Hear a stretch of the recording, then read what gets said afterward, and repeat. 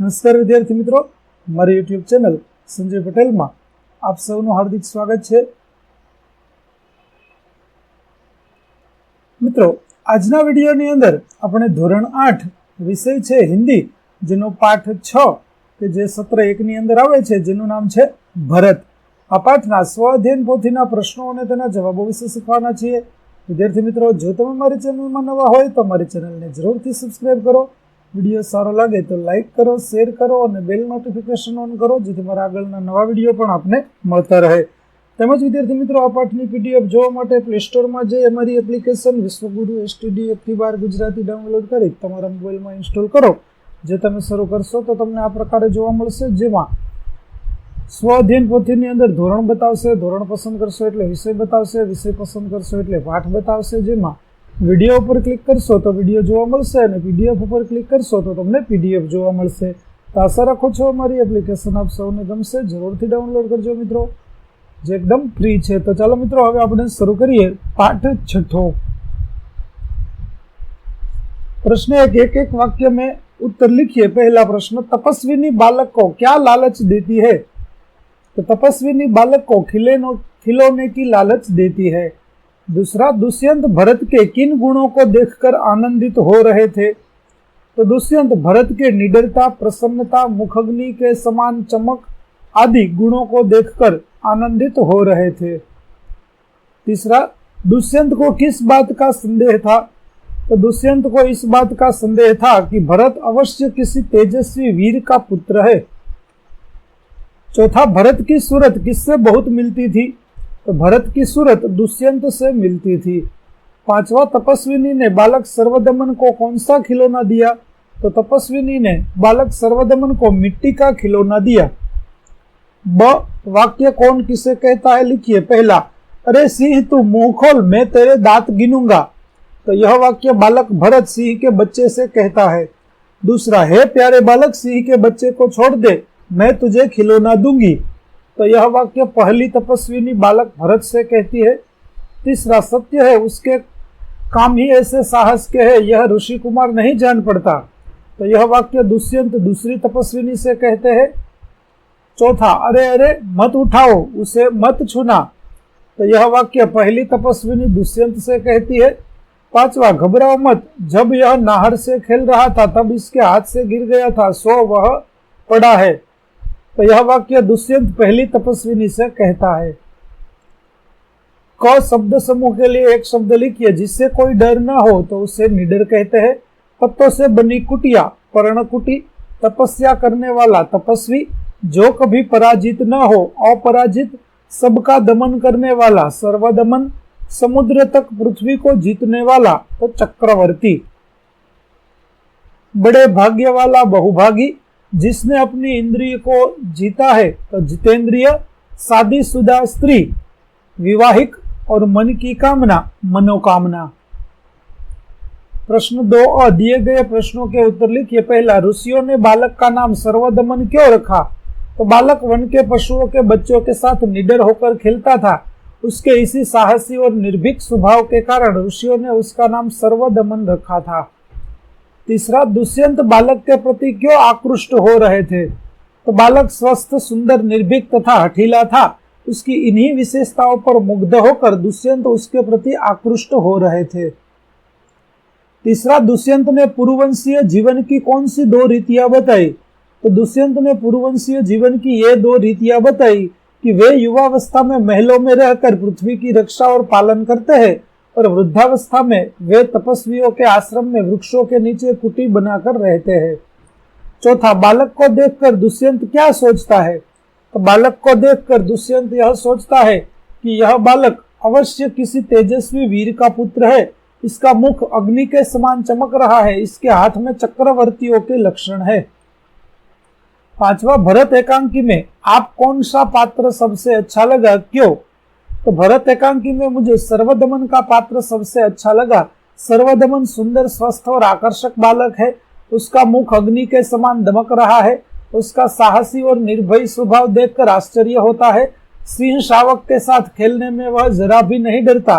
शावक की मां सिंहनी लती जूल का भी उसे भय नहीं है। वह इतना हठी है कि तपस्विनियों के समझाने का उस पर कोई असर नहीं होता। उसके हाथ में चक्रवर्ती सम्राट के लक्षण है, उसे खिलौनों से स्वाभाविक लगाव है।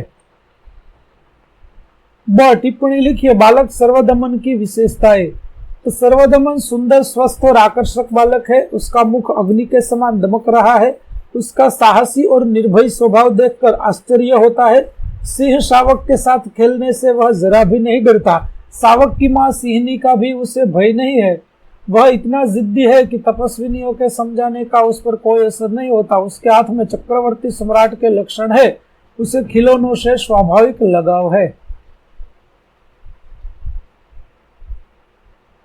प्रश्न 3 परिच्छेद पढ़कर प्रश्नों के उत्तर लिखिए। पहला, नदियों की तुलना किसके साथ की गई है?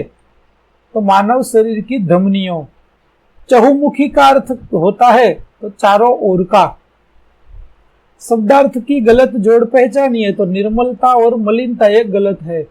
चौथा, हमें नदियों की सुरक्षा करनी चाहिए। इस विधान से सुसंगत ना हो ऐसा विकल्प चुनिए तो उसके पानी से हम बिजली पैदा कर सकते हैं। पांचवा, परिच्छेद का उचित शीर्षक कौन सा है? तो नदी की उपयोगिता। प्रश्न 4 परिच्छेद पढ़कर प्रश्न के उत्तर लिखिए। पहला, बापू की दृष्टि से क्या करना महापाप है? तो बच्चों को पीटना बापू की दृष्टि में महापाप है। दूसरा, बापू बच्चों के सुधार के लिए कौन सा मार्ग बताते हैं? तो बापू बच्चों के सुधार के लिए बच्चों की गलतियों को उन्हें प्रेम स्नेह से समझा देना चाहिए ऐसा मार्ग बताते हैं। तीसरा, बापू के मतानुसार बच्चे किसके अधिकारी है, क्यों? तो बापू के मतानुसार बच्चे स्वर्ग के राज्य के अधिकारी है क्योंकि बच्चे निर्दोष हुआ करते हैं। चौथा, बापू बच्चों के अवगुणों के लिए किसको दोषी ठहराते हैं, क्यों? तो बापू बच्चों के अवगुणों के लिए उनके आसपास रहने वाले व्यक्तियों को दोषी ठहराते हैं क्योंकि बच्चे जो सीखते हैं वह अपने आसपास के वातावरण से सीखता है। पांचवा परिच्छेद का उचित शीर्षक दीजिए। तो बच्चों के प्रति विचार। प्रश्न 5, किसी वीर बालक का चित्र यहाँ चिपका कर उसके बारे में 8-10 वाक्य लिखिए। तो यहाँ पर हमने वीर बालक साहिबजादे जोरावर सिंह, फतेह सिंह सिख धर्म के सबसे सम्मानित शहीदों में से है, उनका तस्वीर लगाया है और उसके बारे में लिखते हैं। सम्राट औरंगजेब के आदेश पर मुगल सैनिकों द्वारा आनंदपुर साहिब को घेर लिया गया। इस घटना में गुरु गोविंद सिंह के 2 पुत्रों को पकड़ लिया गया। मुसलमान बनने पर उन्हें न मारने की पेशकश की गई थी। इस पेशकश को उन दोनों ने ठुकरा दिया जिस कारण उन्हें मौत की सजा दी गई और उन्हें जिंदा ईंटों की दीवार में चुनवा दिया गया। इन दोनों शहीदों ने धर्म के महान सिद्धांतों से विचलित होने के बजाय मृत्यु को प्राथमिकता दी। प्रश्न 6, शुद्ध वर्तनी पर गोलाकार कीजिए। तो पहले में धार्मिक इस प्रकार लिखा जाएगा, चिड़ियाघर, बगैरह, निस्वार्थ और आशीर्वाद। उदाहरण के अनुसार सार्थक शब्द लिखिए एवं शब्द के वर्णों से और अधिक शब्द बनाइए। तो सार्थक वर्ण है प्रधानमंत्री, जिससे प्रधानमंत्री मंत्र और धान बनता है। महासागर से बनता है सागर, महा, मगर और सहारा। बंदरगाह से बनता है बंदर, दरगाह, दर और राह। और कार्य कुशलता से बनता है कुशल, कार, कर, कुशलता और लता। सही शब्द का प्रयोग करके वाक्य पूर्ण कीजिए। पहला, माने अभी मिर्ची नहीं कुटी, तपस्वी आश्रम में कुटी बनाकर रहते थे। इसका रूप अग्नि के समान, आपका सामान उठाकर इधर रखिए। तीसरा, राम के साथ लक्ष्मण और सीता भी वन में गए। सप्ताह के 7 ही दिन होते हैं। चौथा, घोड़ा और हस्ती सवारी के काम आते हैं। महात्मा गांधी की गणना विश्व की महान हस्ती में होती है। प्रश्न 7, उदाहरण के अनुसार लिंग परिवर्तन करके शब्दों का वाक्य में प्रयोग कीजिए। कवि का कवयित्री। तो आज के लोकप्रिय हिंदी कवि सुमित्रा नंदन पंत है और मीराबाई कृष्ण भक्ति शाखा की प्रमुख कवयित्री है। गुरु का गुरुआइन। तो गुरु ने प्रसन्न होकर मुझे एक मंत्र दिया, गुरुआइन ने प्रसन्न होकर मुझे एक मंत्र दिया। लेखक का होगा लेखक, लेखिका का होगा लेखक। लेखिका एक नवल कथा लिख रही है, लेखक नवल कथा लिख रहे हैं। विधवा का होगा विधुर, वह एक विधवा है, वह एक विधुर है। भवदीय का होगा भवदिया, इस संबंध में भवदीय आपको सूचना देगी। पत्र के अंत में भवदीय शब्द का प्रयोग होता है। सम्राट का होगा सम्राज्ञी, वे यहाँ के सम्राट है और वे यहाँ की सम्राज्ञी है। चौधराइन का होगा चौधरी, चौधराइन पानी पी रही है और चौधरी पानी पी रहा था।